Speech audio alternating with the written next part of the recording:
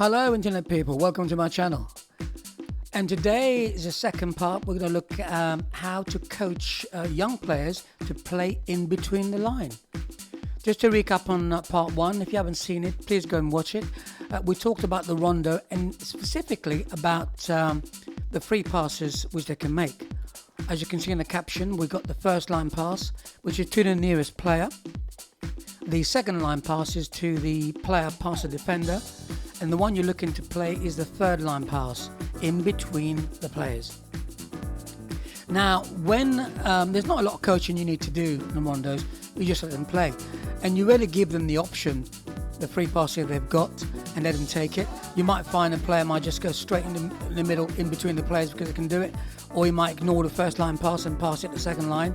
Let them do that, it's not a problem. Now we come to the progression, which is the pitch. Now, I'm working with 12 players. You might work with less. So adjust the size of the pitch accordingly. This, I'm working with, the pitch is going to be 60 by 40. So how do you mark the pitch? People always ask me this. And it is 60 paces long, then 40 paces to the width. Mark it in 10 paces.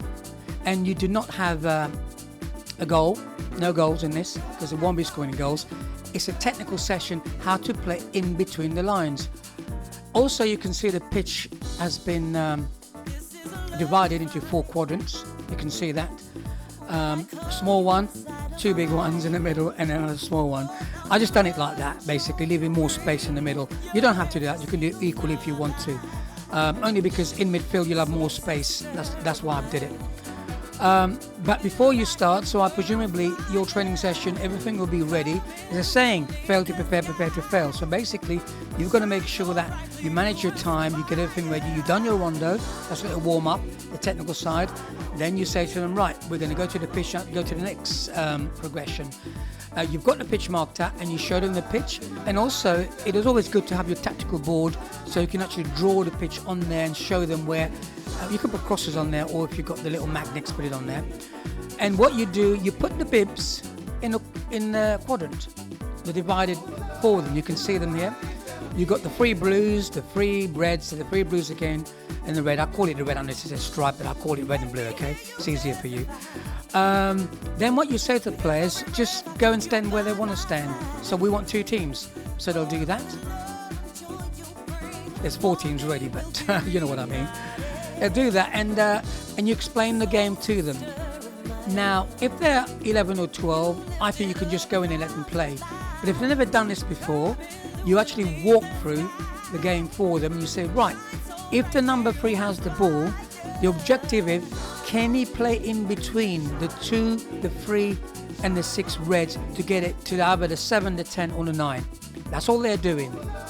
If the red managed to win the ball, say the 6 get it, he will then try to get it in between the 7, the 10 and the 9 to maybe the other 9 on the other side.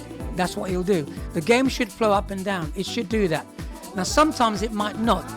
If say after 45 seconds or a minute, one side, you find that the ball is going from one blue to another blue, one blue to another blue, and the red's not getting it, you then stop it, you pass the ball to the red on the other side and see if they can get it to the red in the middle and let it flow. And just watch them and see what they do. The next thing I'm going to put down here is the passing lanes, as you can see. Now, if you look at the 3's got the ball, see where the 6 is. Can the 3 get the ball to the 9, the blue 9? No, he can't, unless that player moves to either left of the 6 or right of the 6. So what should happen is the 3 will play the ball to the 5. As you can see, the 3's close the 5 down. So then what the 5's got to do, move the ball across to the 4. Now, if the 2 doesn't move, he can play that ball straight to the 10. So that's what you're looking at. Just briefly, I've put it that way so you can see what could happen when the game is flowing. The other thing is, now the players must stick, they're locked in their grids, okay? So where the 3 is there, he can't really go over that line to win the ball. All right, they can't do that. It can just block him from playing, but he can't basically put his foot over and win the ball. And that's it. That's 2. Just to recap, what we had is the rondo in 1, telling you about the passes, the free passes you've got.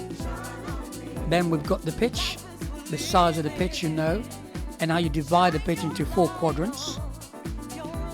And then you then organize the players in there, let them go in there themselves. Once they've done that, you explain the game to them and say to them, the session is playing in between the lines. Can they do it? Oh, one thing I must mention, it has to be on the ground, nothing over the top yet, anyway.